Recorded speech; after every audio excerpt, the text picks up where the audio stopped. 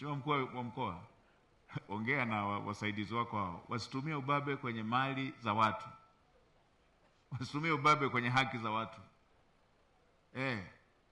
Na mimi niwaambieni, maelekezo ya Daktari Samia Suluhu Hassan, na hajayasema kwa kificho, anasema yeye ndio kinara wa kuhamasisha shughuli za maendeleo. Ndio. Anasema yeye ndio kinara wa kuhamasisha uwekezaji. Ndio. Lakini anasema watendaji serikalini, mikoani, mawilayani, msipore ardhi za watu kwa kigezo cha uwekezaji ama maendeleo. Kila mtu apewe haki yake.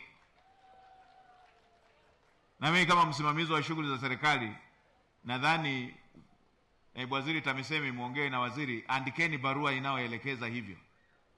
Msitumie ubabe kupora maeneo ya watu.